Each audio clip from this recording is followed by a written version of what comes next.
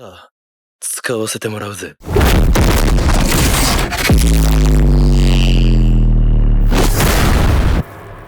In a world consumed by flames, humans can spontaneously combust and turn into monsters at any moment. To fight this terror, a special force known as the Fire Force is formed. Produced by David Production, the studio famous for its sharp, heavy, and intense sound design, every explosion and burst of fire feels brutal and real. But behind the firefighting action lies a massive conspiracy, a fire cult, and the dark truth about the world itself. Without further delay, this is Fire Force Season 1.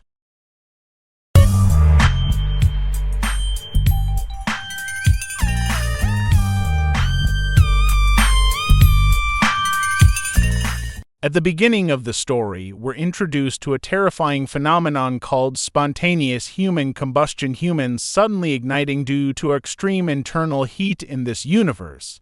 Once someone becomes a burning human, there's no way to save them. The only option is to lay them to rest forever, peacefully, and that solemn duty falls upon the fire soldiers. Company 8, together with its members and a nun, carries out the duty of killing burning humans peacefully. They are now aided by a third-generation pyrokinetic named Shinraku Sakabe. The unit is commanded by Captain Akitaro Obi, a man with no fire powers, alongside his lieutenant Takehisha Hinawa, a second-generation pyrokinetic who can control flames. They are joined by Makios, another second-generation, and Sister Iris, who has no fire abilities, now welcoming Shinra as their newest member. A dark past pushed Shinra to join the Fire Force, hoping that one day he could become a hero. A fire creature had burned his mother and little brother to ashes. Even so, that tragedy never broke him. He completed his first mission flawlessly. Shinra also has a strange habit. Whenever he gets nervous, he flashes a creepy grin, earning him the nickname Devil. He's a third-generation pyrokinetic who can ignite flames from his feet, though he can't control them as well as Maki or Hinawa. Soon after, they gain another new member, Arthur Bowl, Shinra's old acquaintance from the academy. During their daily operations, Company 8 encounters a strange case. A burning human sitting calmly without resistance. Arthur ends its suffering with a clean strike. Suddenly, an explosion destroys the crime scene, enraging Captain Obi, who deeply respects the homes of victims. He even apologizes to a teenager who lost both his parents and his house. A few days later, the Fire Soldier Rookie Games begin, featuring new recruits like Shinra and Arthur there. Shinra meets Captain Leonardo Burns of Company 1, the man connected to the tragedy of his mother and brother. Unfortunately, Shinra can't confront him because he's constantly blocked by Kotatsu Tamaki, a third-generation pyrokinetic who uses her flames to create a cat-like battle suit. When the competition begins, Shinra breezes through it. He's the only one who can fly freely. He reaches the rescue point, only to encounter a mysterious criminal attacking other fire soldiers. This man is a third-generation pyrokinetic known as Joker. A fierce clash breaks out between Shinra and Joker, with Arthur and Tamaki stepping in to assist. In the midst of the battle, Joker reveals a shocking truth: Shinra's younger brother is still alive, and someone, most likely Leonardo Burns, has been hiding it all along. Joker escapes while attempting to blow up the arena, but Shinra manages to save two victims and two of his teammates.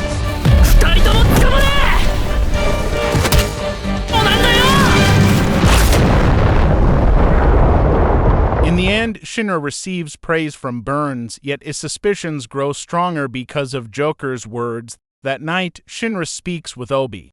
Obi explains that Company 8 was formed by ordinary firefighters with a special mission to investigate Companies 1 through 7. He then invites Shinra to join them in their greater mission.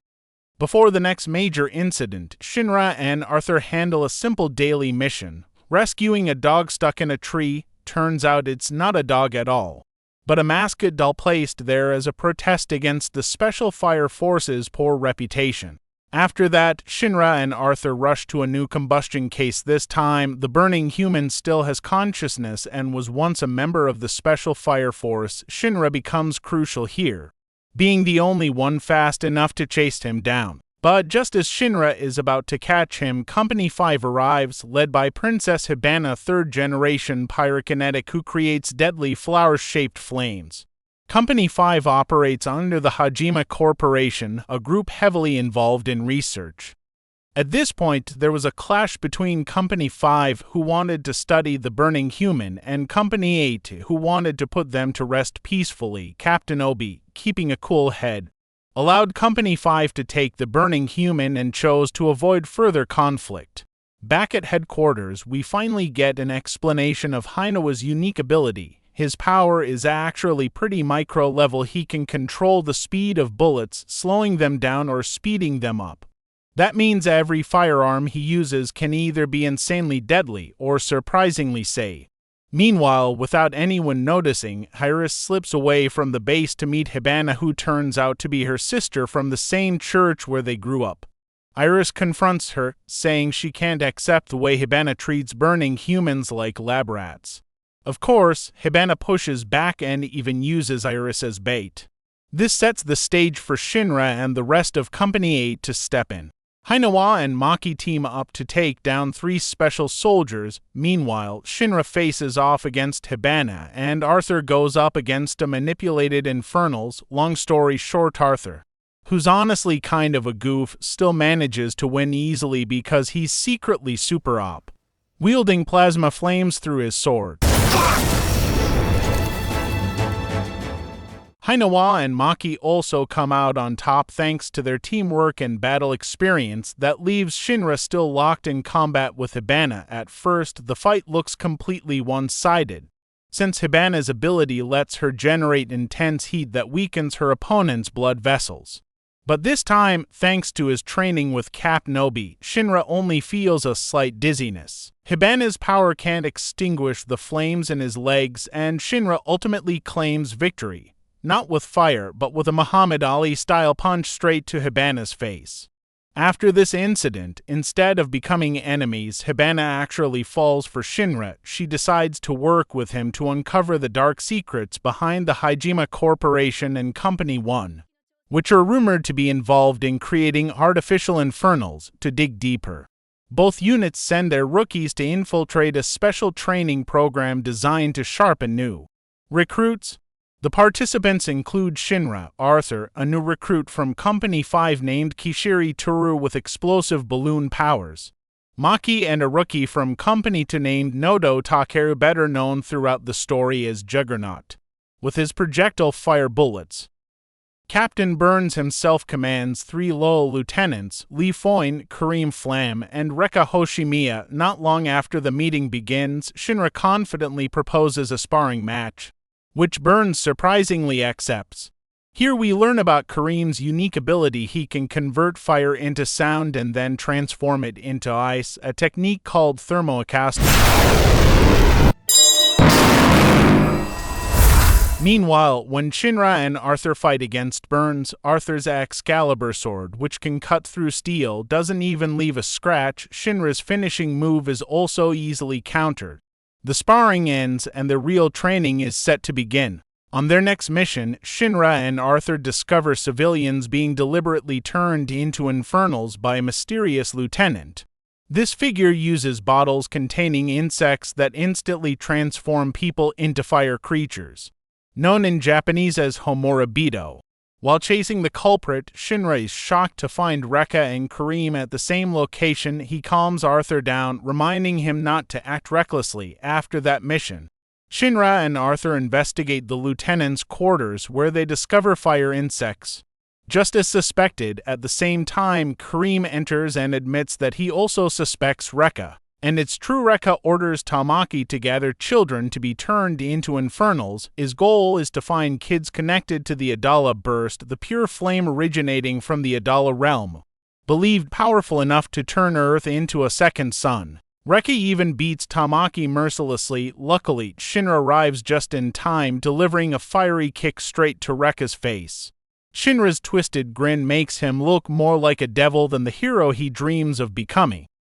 The battle between Rekka and Shinra begins. Rekka, a third-generation pyrokinetic, channels his flames into a blazing fist. However, Shinra seems to have the upper hand, using every corner of the room as a foothold to launch his attacks when his life is on the line. Rekka attempts to incinerate the entire place along with himself. Luckily, Kareem arrives, transforming and freezing Rekka in his ice, where the hotter the target, the faster it freezes. Suddenly, a mysterious figure executes Rekka from afar, nearly killing Kareem as well. Foin saves him, sacrificing his right arm in the process. It's likely these enemies belong to the same terrorist organization Rekka served, acting quickly. Kareem asks Shinra to draw their attention so that he and Tamaki can pinpoint the enemy's position. In the end, the two terrorists manage to escape. This incident also led Kareem to begin his cooperation contract with Company 8, represented by Shinra. Some time later, the Great Emperor Salor, the central headquarters, gathered all the captains from every Fire Force company. The Emperor's command was clear: all units must hunt down the Evangelists, branded as terrorists. However, Company 7 flat-out rejected the order. In conclusion, the Great Sol Empire and the Fire Force exist to protect civilians from the phenomenon of spontaneous human combustion. Meanwhile, the Evangelists aim to turn Earth into a second sun.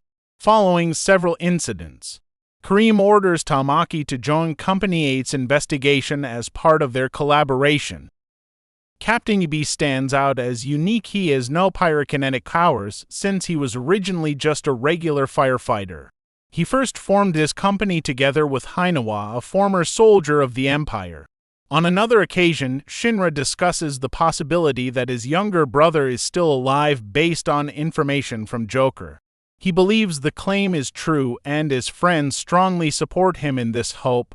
In their next mission, Company 8 conducts an investigation within the jurisdiction of Company 7, located in the city of Asakusa. This area is led by Shinman Benimaru, the strongest firefighter.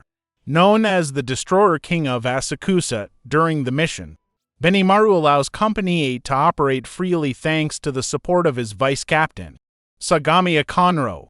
Conro is a third-generation pyrokinetic whose abilities have reached their limit, leaving his body afflicted by the ash disease.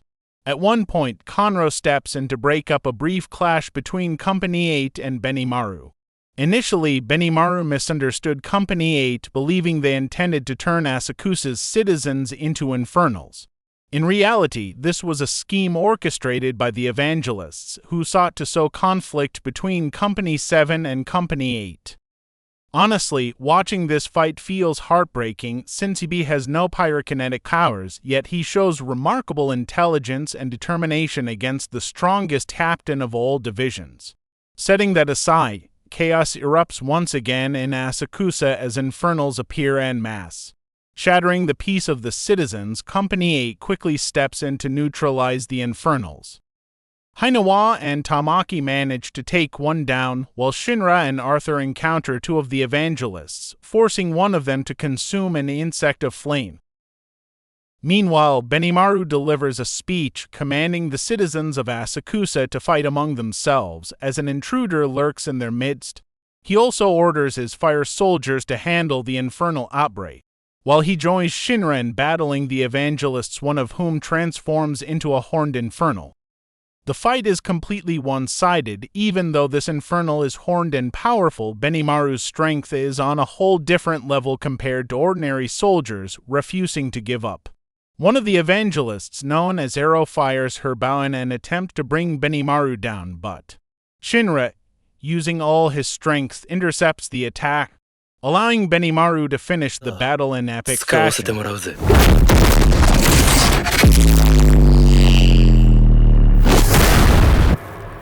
After this incident, Benimaru forms a cooperation contract with EB, and Company 8 realizes that this unit is very different from the other divisions.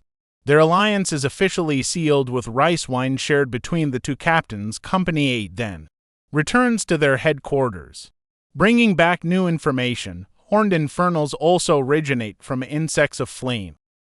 A few days later, Company 8 receives a new member sent by the Hijima Corporation. His name is Victor Licht, a researcher without pyrokinetic powers, though he appears foolish. He is actually highly intelligent, still. His presence as part of the forensic team remains suspicious to the rest of the squad. In the next mission, he orders Shinra, Arthur, and Iris to recruit a new member, a mechanic known as the God of Blacksmiths. He had already rejected other companies that tried to lure him with money, and now he sends only his rookies. At first, Shinra and his friends are flat out rejected, but they meet one of the mechanic's apprentices named Yu. Yu kindly listens to Shinra's true intentions, realizing they mean well. Eventually, they meet the owner of the workshop, Vulcan Joseph, who lives together with a woman named Lisa Sareb. Although Vulcan initially shows interest, he still refuses to join. He explains his grand mission to create a powerful energy source, capable of reviving extinct animal species. Fun fact: in this world, animals like elephants have already gone extinct due to a great catastrophe. The only major energy source left is Amaterasu, the massive power plant fueled by the Adala burst. Feeling suspicious, Shinra believed that Vulcan was being targeted by a sinister force. He asked Arthur and Iris to stay behind while he patrolled the area. Sure enough, Giovanni, the captain of Company 3, secretly working for Hajime, had allied with the Evangelists and ordered to soldiers to capture and kill Vulcan. Arthur tried to resist with his ridiculous idiot imagination, but was quickly defeated once the Evangelists exposed his foolishness. Meanwhile, Shinra was struck down by Giovanni, who electrocuted him with a shocking 2,000,000 volts, knocking him out instantly. Back at Vulcan's workshop, things grew dire as Lisa betrayed him, revealing herself as a Hajime spy disguised as his ally. Giovanni injured Yu to threaten Vulcan, demanding he hand over the secret key to Amaterasu's energy source. Fortunately, Hibana arrived to revive Shinra, who immediately rushed to Vulcan's workshop. At that moment, Shinra landed a powerful Muay Thai knee strike straight into Giovanni's face. Lisa, whose ability is magnetic flames, is countered by Iris repeatedly pressing the iron doll switches that disrupt her powers. Meanwhile, Shinra encounters the figure standing with Giovanni. It is his long-lost younger brother, Kusakabe. She refuses to believe that Shinra is his brother and unleashes a deadly attack on Shinra and Arthur, who had tried to help. In the end, Vulcan decides to blow up his fortress. Heroically, Victor Licht arrives just in time, rescuing everyone with the vegetable pickup truck he brought. Even though Vulcan is forced to give up the key to Amaterasu, at the very least he manages to escape safely. Here, Shinra and his team receive unexpected help from Joker, who restrains Shu's movements. Whatever his true motives, this time Joker stands on the side of good. Life gradually returns to normal. Yu survives his critical condition, and Vulcan is officially recruited to join Company 8. Yubi then holds a meeting with his allies, including Hibana, Conra, and Kareem, to strengthen their cooperation. Elsewhere, Shinra and Arthur undergo additional training under the direct guidance of Benimaru. His harsh yet effective methods are meant to sharpen their skills and push their abilities beyond their current limits, preparing them for the battles ahead. Though successful, Shinra remains bound by his greater purpose and his promise to his mother to reunite with his younger brother. Based on Victor Licht's investigation, Company 8 discovers the Evangelists' hideout located in the Nether without hesitation. They rush in to conduct both reconnaissance and a direct assault to uncover the mastermind behind recent events. The hideout lies within the sewers, and soon after entering, the team is separated by one of the Evangelists wielding a mist-like smoke ability. Maki faces off against a white-clad armed with a flaming chain mace, accompanied by his henchmen with her new weapon crafted by Vulcan. Maki fights valiantly and emerges victorious. Elsewhere, Tamaki teams up with Iris and clashes with a spiky-haired evangelist. His ability resembles Juggernaut's projecting fire bullets, but it is easily countered by Tamaki's Lucky Loot passive, allowing them to freely beat him until he faints. Meanwhile, Hainawa encounters Arrow, leading to the sniper duel we all expected, a Call of Duty-style showdown. Hainawa's superior skill and experience give him the edge as he manages to disable Arrow with his own flames.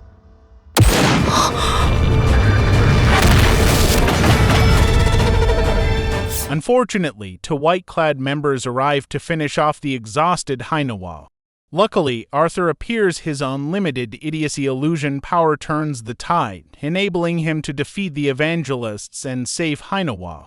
Arthur continues to fight relying purely on instinct with no trace of common sense. Meanwhile, Ibi and Vulcan confront Giovanni and Lisa, who is still deceived by Giovanni's smooth words.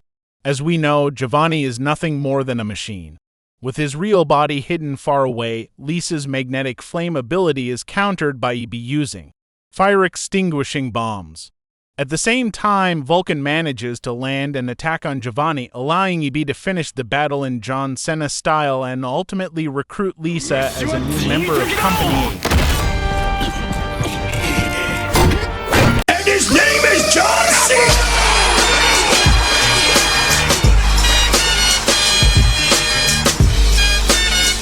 Back to Shinra and Laked, they confront one of the major white-clad commanders, none other than Shur.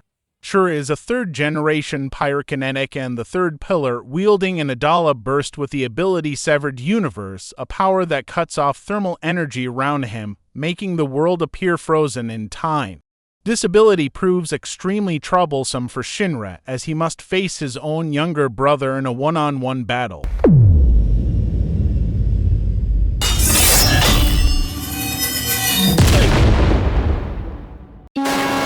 Shu's Adala burst, combined with the direct blessing of the evangelist, pushes his strength to its maximum. Meanwhile, although Shinra also possesses an Adala burst, he has not received the blessing and cannot yet reach his full potential.